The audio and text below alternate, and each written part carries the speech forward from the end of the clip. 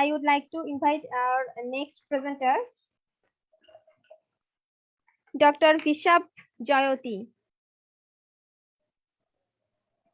Yes, ma'am. I'm here. Okay. Thank you. Let me introduce you at first.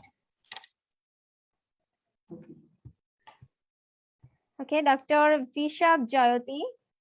She is an assistant professor of Department of Sociology, Government Degree College, Dorlaghat, India, and she has several published research paper articles and chapters in books, in edited books related to gender issues. She has been awarded for the Best Paper Award.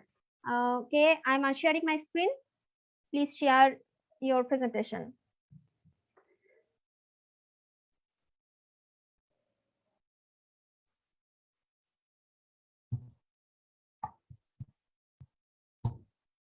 Am I able to share my presentation, ma'am? Can you let me know?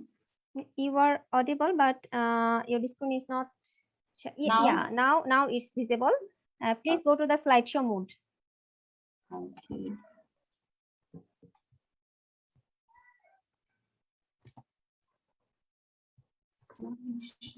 Where it is? You may press F5. You may press F5. Oh, thank you. Okay. Yeah. Yes, thank you so much. Hello, everyone. And ma'am, thank you so much for this kind introduction. Myself Vishwa Jyoti, and I'm from India. First of all, I would like to take the privilege to thank Dr. Salaria and Dr. Hasrat and Grassroots Institute for giving me this opportunity to share my research paper with all of you. Respected chair, co-chair, and all the dignitaries who are present here. The title of my paper is Pastoral Life of Gujars, a study of the life of Gujars in Mandi district of Himachal Pradesh, India.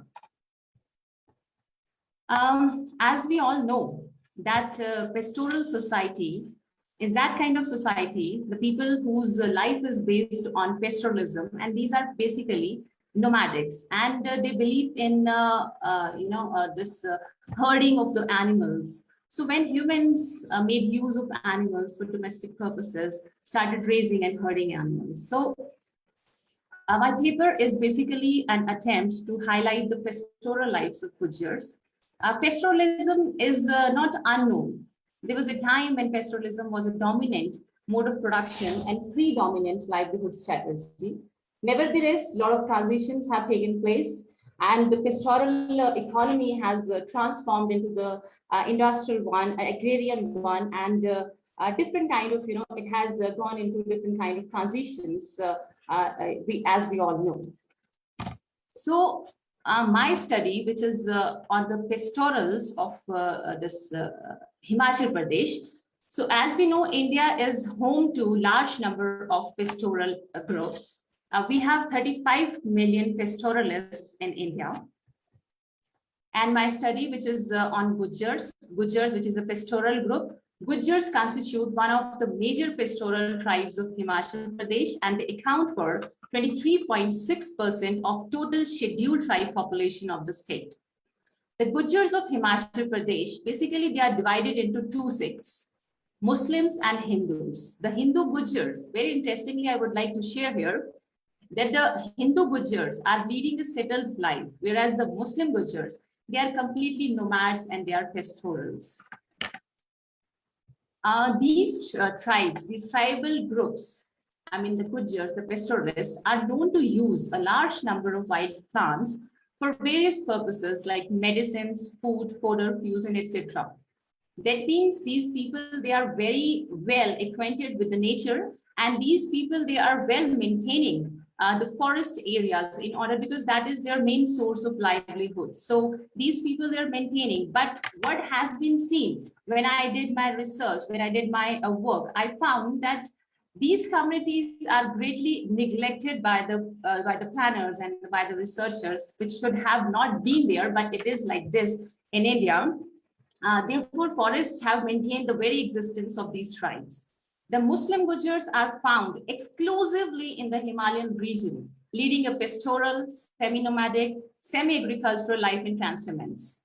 they live in these regions in complete biosocial and geographical isolation.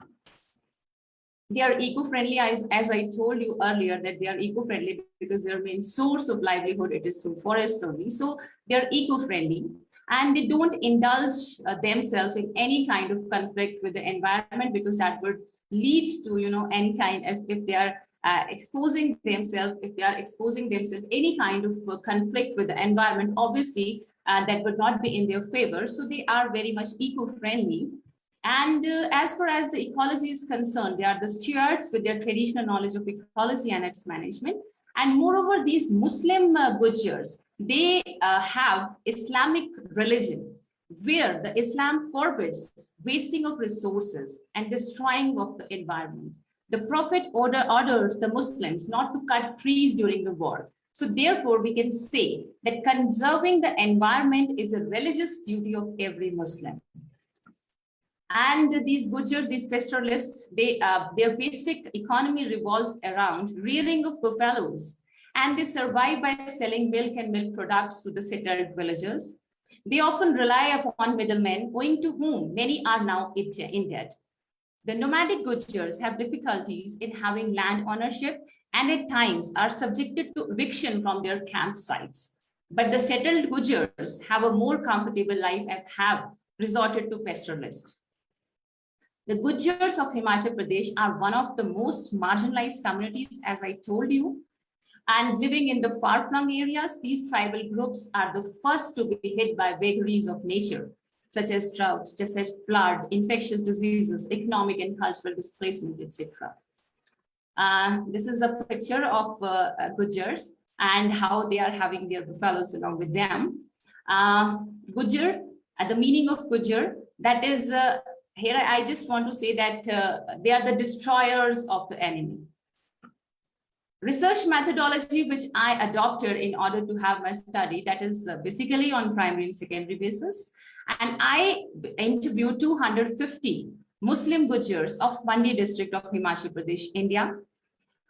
But let me tell you that it was quite very much difficult for me to have the information from these Muslims because of their this frequent mobility, because they used to visit different places. They don't remain at one place because these people, they are basically very much, moving. They're frequently moving from one place to another place. So it was quite not possible for me to have more respondents into my study. So I took 250 respondents in order to have my studies. And the purpose why I had this study to understand the socio-demographic profile of the Gujars and to recommend some sort of strategies to empower and enable them to take up livelihood opportunities based on sustainable and equitable use of natural resources in Himachal Pradesh. The results of my study, while I observed, while I took interviews of these Gujars, I found that the majority of the respondents, who were 250, they were illiterates and they were females, and they were maintaining the joint family housing structure, and they were not.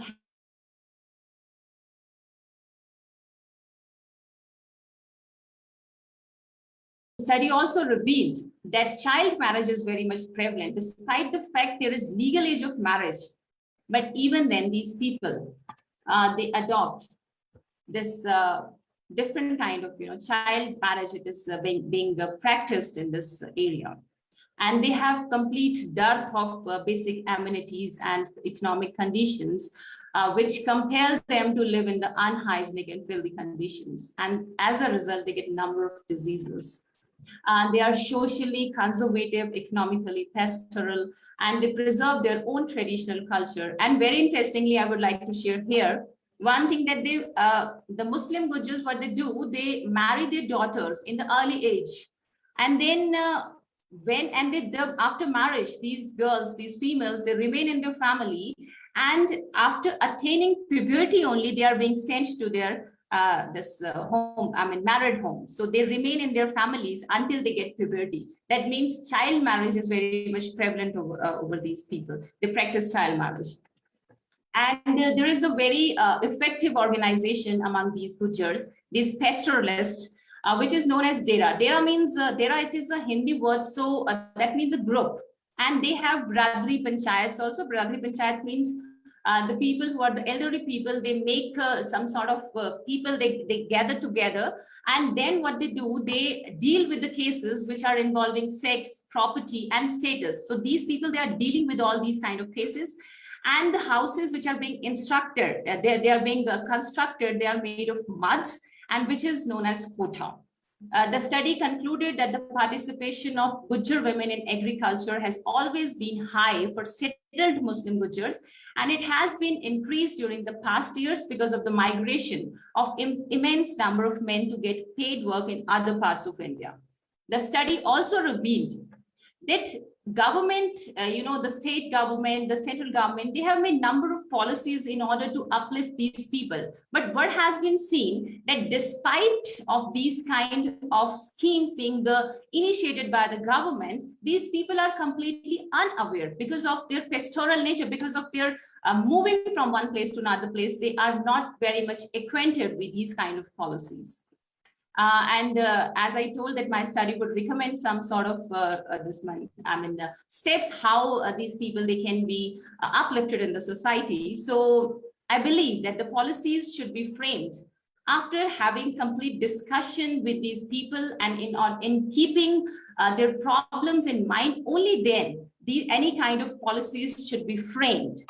And then what I feel that these Gujjars, they are basically very much contributing in the economy of the country of India. So what I believe that they should be they believe, or they sell milk, and they sell milk products also. So there should be some sort of concentration over their efforts on daily development, how those can be developed. And conservative Gujjars should be educated and scientifically improve their breed of buffaloes. And this free insurance can be provided to these nomadic people, and promotion of veterinary health services could be done, and the pasturable lands should be increased.